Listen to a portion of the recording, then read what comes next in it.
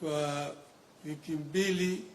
wiki moja nilikuwa hapo Nairobi Hospital, lakini sasa mara mbili mfululizo madaktari wamekuja wakanipima na zote zikatoka ati COVID negative. Kwa hivyo wamenitoa na mimi nikasema nitatoka ili nije nje niweze kuonana na wananchi wanione ana kwa ana ya kwamba mimi niko sawa sasa. Tena wanipate fursa ya kuona miradi zingine za maendeleo hapa Nairobi na vile vile nje ya Nairobi huko nchi ya Kajiado. Miaka karibu 10 iliyopita niliongea juu ya mambo ya miundo msingi. Nikaulizwa ati njia gani ambayo tunaweza kuleta maendeleo kwa njia ya kasi katika taifa letu. Nikasema number 1, infrastructure. Number 2, infrastructure. Number 3, infrastructure. Na yale imekuja sasa kuingia, na nimeona vile serikali inafanya. Hata ukichukua zile big 4 agenda iko infrastructure ndani yake, na hiyo ni muhimu zaidi. Nchi mingi ambazo zimeendelea kwa njia ya kasi ni nchi ambazo zimechukua mambo ya miundo msingi kwa umuhimu zaidi. Kwa mimi natoa shukrani kwa serikali. Najua wakati huu ni wakati ngumu kwa taifa letu, wakati sisi tumekumbwa na janga hii ya corona, na tena imerudi kwa njia ambayo iko mbaya zaidi. Tunazidi kupoteza wenzetu kila siku, viongozi, watoto wa shule na kadhalika. Lakini mpaka sisi tuzidi kujihadhari na kufuata yale kanuni ambayo inatoka kwa wataalamu ambao tumeweka pale. Najua ni ngumu zaidi. Tena kuna eneo zingine za uchumi ambayo watu wanaumia kabisa. Na mimi najua ya kwamba serikali itajaribu kusaidia wale wengine ili waweze kumudu shida kwa wakati huu kama sasa. Sasa tunaelekea kwenye sherehe ya Pasaka. Ina sababu nataka nichukue fursa kutaka kila Mkenya, ingawaje tuko na shida, lakini tuwe na Pasaka njema kila mahali ambayo sisi tutakuwa. Vile rais amesema, mbele tuko na kazi ya kufanya ya kuunganisha Wakenya ili Wakenya waje kama kitu kimoja. Tunataka kurudisha Kenya kwenye gurudumu pale ambayo ilianza wakati tulipopata uhuru, ili Wakenya wawe kama Wakenya ambaye hakuna ubaguzi ya ukabila, ubaguzi ya kijinsia, ubaguzi ya kirangi na kila kitu. Mimi nina hakika tukiungana pamoja tutafaulu. Hivyo Pasaka njema kwa kila mtu, na tuombe Mwenyezi Mungu azidi kulinda taifa letu. Asante. Kwa hivyo ni wapatia nafasi kuuliza maswali zenu. All right. My name is Sam Gituko from Citizen TV, and it's good to see you, former Prime Minister, in your element. I just want you to clarify or tell us about what the kind of treatment regime you're going through, and as you went through these 3 weeks, were you scared at any point in time? And to you, Mr. President, of course, after the measures that you announced last week on Friday, there's been a lot of cry, especially from institutions and firms that have been affected by the partial lockdown and the other containment measures. So for you, as you listen to this cry, which sometimes mostly is genuine, what is that will make you decide to go back to the economy operating in full capacity, as it were? Well, you hardly can tell how you contract this disease, because you really try to do your best. Like I've been keeping social distancing, been wearing masks, and I've also not been avoiding crowding. but it just comes, and you find yourself feverish and getting a little bit weak, and then when they do the test, then they find that you are positive. But I do believe that the best way to go is to follow the instructions that we are getting from our experts. There's really no other way out of it. And, but also, now that vaccination is available, I really want to encourage our people to take advantage, particularly those who are advanced in age, to do vaccination. I am going to personally arrange to do a public vaccination so that people can see that I have confidence in the process. Thank you. I think the issue you raised is a self-answering question. I want to make it categorically clear that the measures that we have imposed are not my measures. These are measures that have been brought to us by those who have the knowledge, the professionals, the doctors, the medical practitioners, the scientists. They went through and we had long sessions with them. And this was their recommendation, that if we are to stem this virus from continuing to grow, kill people, the only thing we can do is to lock down. In fact, if we had gone by their extreme measures, they had wanted us to lock down the whole country.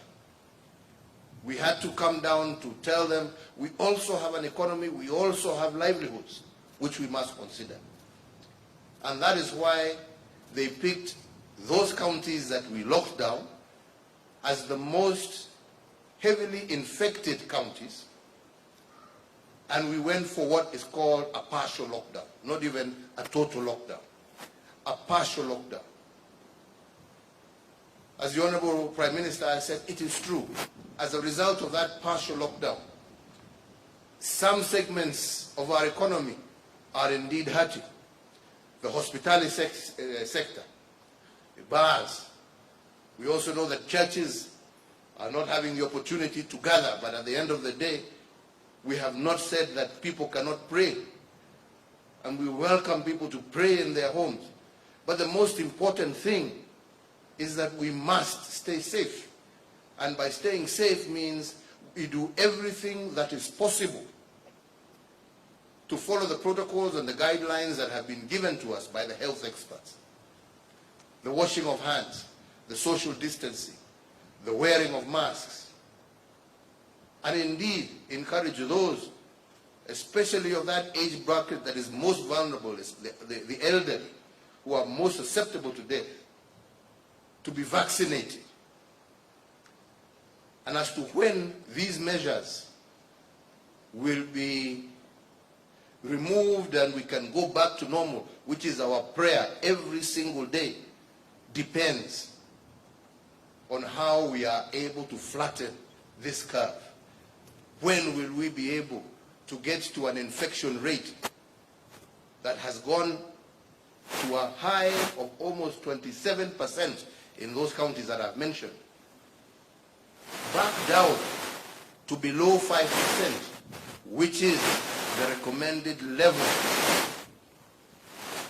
in order for us to be able to open up the economy again. So all I can say is, fellow Kenyans, I know it is difficult, but we cannot pretend that this disease is not with us. We cannot ignore the advice that we are getting from the World Health Organization, from CDC Africa, from our own experts, that the only way to save lives is to take the measures that we have taken. Please, let us work together. Let us cooperate and collaborate with our health experts. And the sooner every single Kenyan begins to do that which is necessary, the sooner we shall be able to get back to normal. Next. Thank you, Mr. President. My name is George Maringa from KTN News.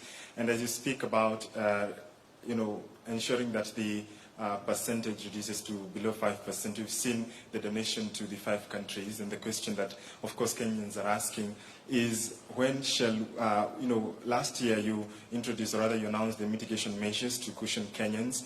This time when you announced the partial lockdown, we haven't seen much of that, considering that also the such donations would be made through manufacturing. When are we likely to see you and your government intervene, especially to ensure that Kenyans are cushioned even on matters tax? Thank you. Well, you must first and foremost recognize that this lockdown is very different from the first one.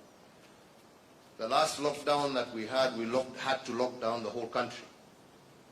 And that is why we had to take some of those measures, because we basically locked down the whole country and the whole economy. This time, luckily, some counties have done extremely well. And the rate of positivity was not the same across the whole country. So we were able to narrow it down and lock these. I think there were five counties. The rest are still functioning as per normal. And it is our hope that within that 30-day period, and hopefully even sooner, when we are able to bring that curve down, like I said, to below 5%, that we shall be able to resume. And that is why we have not locked down, like I said, we have not locked down the economy. We have locked down specific areas that have been mentioned by our health experts as being the areas of super spreaders. And that is public events. That is where people, more than 50 people gather. That is why bars have been closed. That is why churches have been closed. But the rest of the economy is still going on. We have not closed our markets. They are still operating, all within normal operation times. We have not closed down factories. In fact, factories are still operating on double shift. Yes, so we have a problem in the hospitality sector. We possibly also will have a problem in the entertainment sector. And we will look to see how we can work together to support some of these sectors. But that will have to be on an issue-by-issue basis, because it's not, when you talk tax, you talk about the whole country. You're not talking about a section of the country. So we will have to look at whatever measures that we can take that can specifically apply to within those particular counties. We have, for example, in Nakuru, where they have said there will be no licenses, it will be paid, because that is how they are going to cushion the business operators in Nakuru. We hope the other counties will also do similar interventions, so that the levies that people have been paying and so on and so forth, are waived in those counties that are affected. So it will have to be a case-by-case basis, because this is not a national lockdown, and we cannot do different tax measures, for one county as opposed to another. This is what I hope you will understand. All right, thank you, Mr. President. My name is Gina Kirori from NTV. My first question is to do with the hospitality sector. Are there any specific incentives that are going to be put in place to cushion those? I think I've just answered that. In terms of domestic travel, because there's still that issue of domestic travel or flights chartering from back and forth. Are there any specific incentives for that sector? And my second question is, with what happened with the third wave, political rallies were banned, but we saw double standards several times. What's going to be done differently now to ensure that when you say political gatherings are banned, they are banned and no one is going to go through with them? Thank you. Let me put it to you this way, because I think it is a reverse question. I think that you have a huge responsibility to show out those people who are breaking.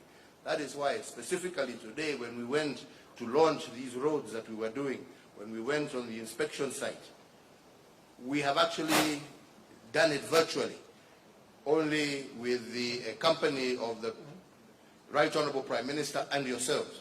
We didn't call in the general public. We counted on you, and we thank you very much for being able to accompany us, so that other Kenyans are also able to see and to take note of what is happening. So I think that is all I can say, that we will do everything we can, but we will also depend on you, members of the Fourth Estate, to help us, to show up those who will flaunt these rules. And we will ensure that anybody who does, action will be taken against those people. We want to be able, and we can work, we can do all these things like we have spent the day with you, without necessarily breaking the COVID rules. So we have shown that it is possible. We can work within that framework, and we hope that others will do.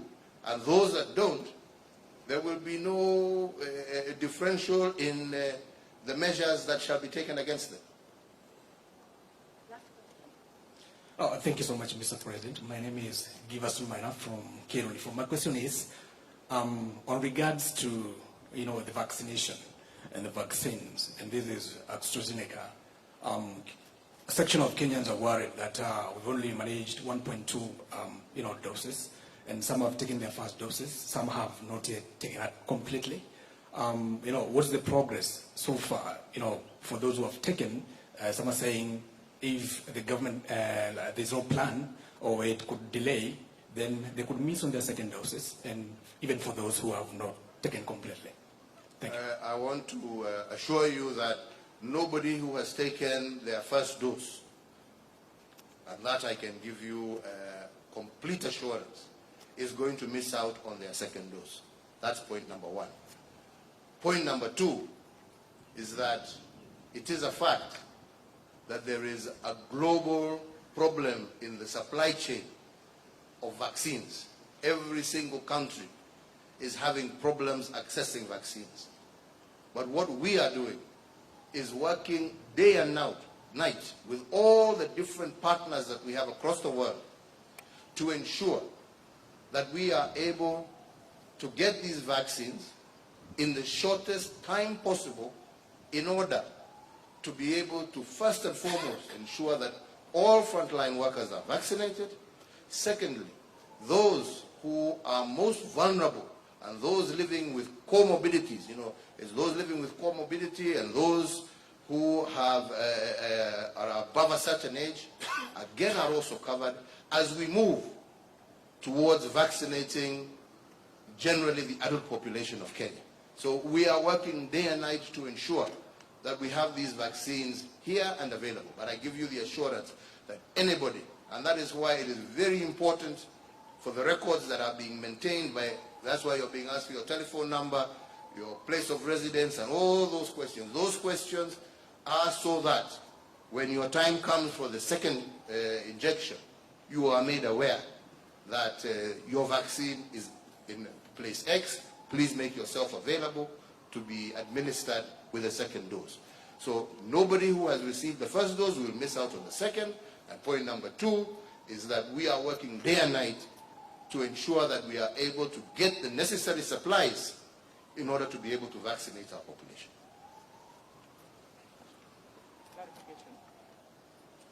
Yes? So there's a question I raised with the former Prime Minister. He didn't quite respond.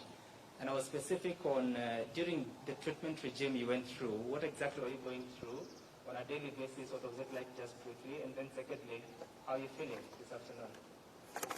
Well, I thought I responded. I say that the first when I was admitted at Nairobi Hospital, they put me on a certain drug that they were administering intravenously for the past 5 days. And when they stopped that drug, then when I went back, actually I was in a regime of a mixture, more of herbal drugs that I was able to receive. And that's what I've been using. And secondly, I've been steaming a lot in the evenings. And then, of course, I was on an oxygen for a while, but then eventually they weaned me out of the oxygen, because now my oxygen levels are 90 and above. But it is a process. it takes a process, and one just have to be at it and has to be disciplined and follow the instructions of the doctors.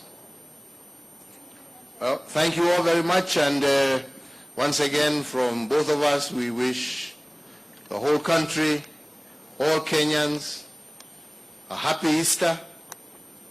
To all our Christian brothers and sisters, my plea to you once again also, please, please, stay safe. Stay safe for your sake, for the sake of those that you love, for the sake of your neighbors, for the sake of your friends.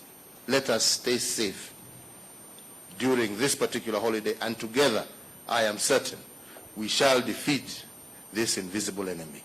May God bless you all. Thank you,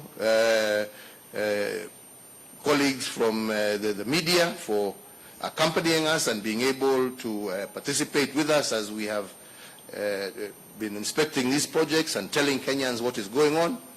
And we all wish you the very best. Thank you all very much. Tunashukuru sana. Asanteni sana. I don't know whether you have another... No, I have nothing more to add. Happy Easter to all our people. Asante.